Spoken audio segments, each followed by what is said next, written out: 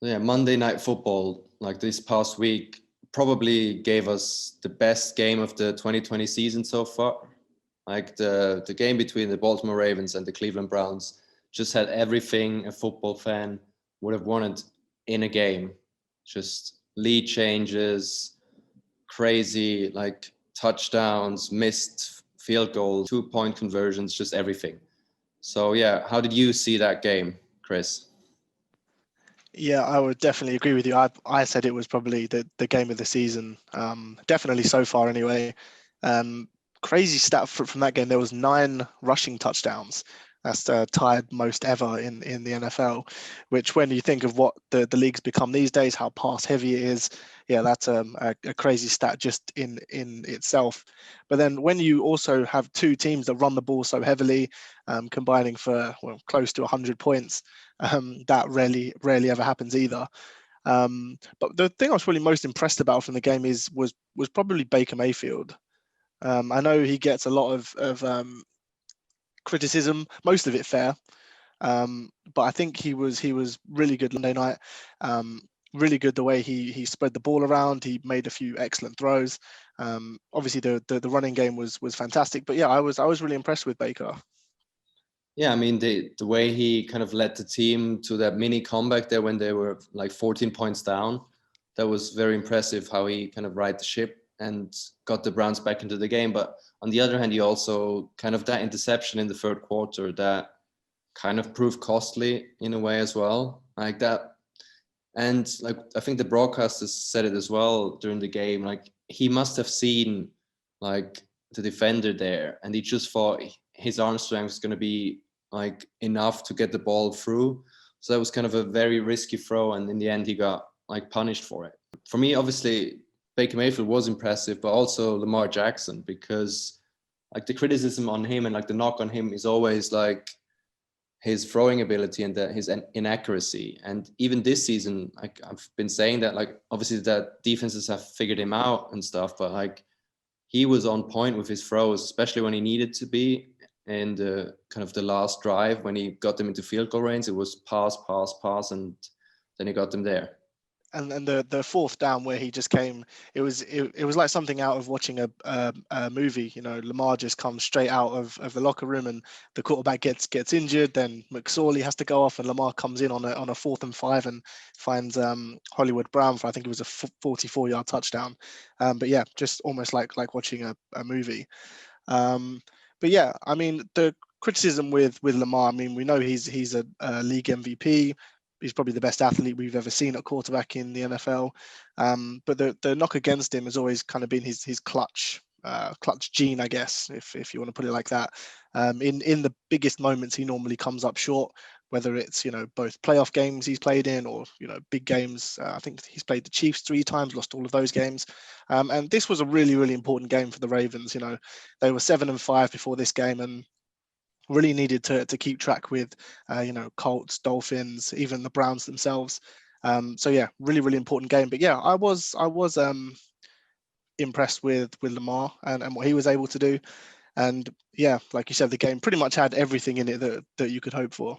Yeah, and speaking of clutch, obviously the Ravens still have or probably have the most clutch field goal kicker of all time. Like that game-winning 55-yard field goal. Like Justin Tucker just makes it seem like effortless. Like he seems to have limitless like range and can just make any field goal. And if you compare that to Cody Parkey, who kind of missed the field goal and an extra point, like that's crucial in a tight game like this. And yeah, I agree with you. Obviously, the Ravens had to win this game to even have a chance in the wildcard race. Like if they would have lost this game, their season probably would have been over. Yeah, even when Tucker missed I think it was a 40-yard field goal last week, it was almost national news. Like oh my God, Tucker's missed. Yeah, that's just how good he is compared to everyone else. And yeah, when the Ravens get a field goal, it just never feels like he's going to miss. And obviously going into the playoffs, where points are definitely at a premium. Yeah, you definitely need a kicker like that.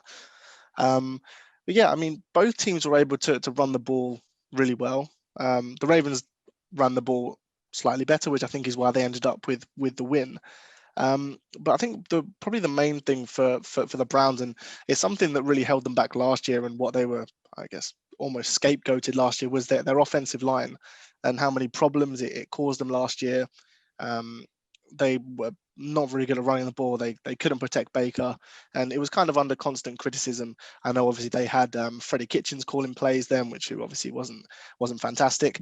But yeah, they've really upgraded the O line. They've got they traded for Wyatt Teller. They signed Jack Conklin, drafted Jedrick Wills. They've really put some resources into that.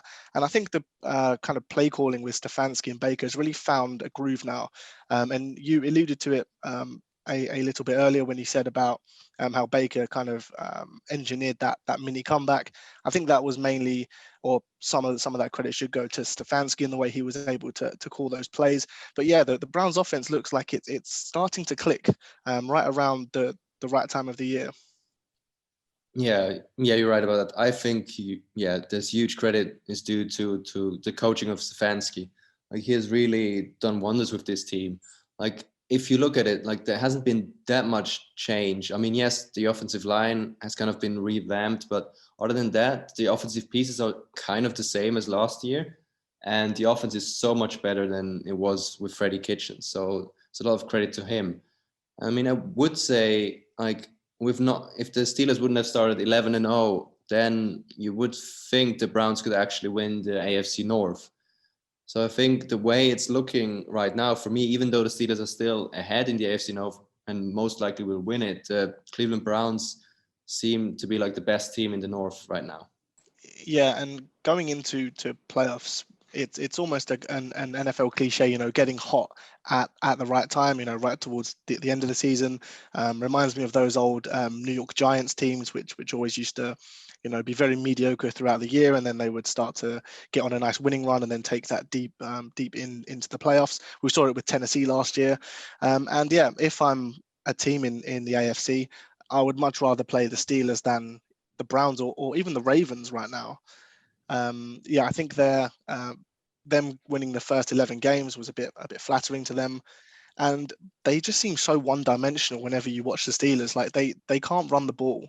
I think they have the second worst rushing offense, which is terrible when you've got a good quarterback, a good offensive line, and all of those weapons, and a good pass game to lean on. You should be able to at least be middle of the pack running. There's teams like the Bengals and Jets who are averaging more rushing yards per game, who have no pass game at all, no defense, nothing like that. And yeah, I think the Steelers really do need to figure that out. Yeah, they're really missing Le'Veon Bell just about now. Like, they could really use him to kind of get that running game going. And yeah, I totally agree. Like, if I'm a team in the AFC right now, I would rather play the Steelers than the Browns, because I think the Browns just have everything a team needs to go deep into the playoffs. Like, their defense is very solid. Like, their defensive line is great with Myles Garrett, and the back end of the defense, like, Denzel Ward was injured again, so he couldn't play against the Ravens. But if he comes back, like, they're solid in the secondary as well. And with that greater running game and a quarterback who seems to be like much improved, they can make a deep playoff run this year. Yeah, 100%. If as if it's not enough as a defense to try and stop Chubb, he'll kind of wear you down, then go out for a bit, then Hunt comes in, then they switch again, and it's just kind of they've got this endless cycle of excellent running backs.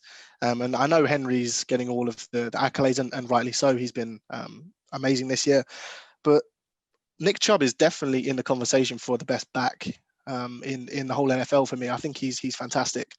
He always finds a way to break a run, whether it's inside the tackles, outside, power runs, steps. He can pretty much do it all. And yeah, the Browns are definitely going to look to ride this running game deep into the playoffs.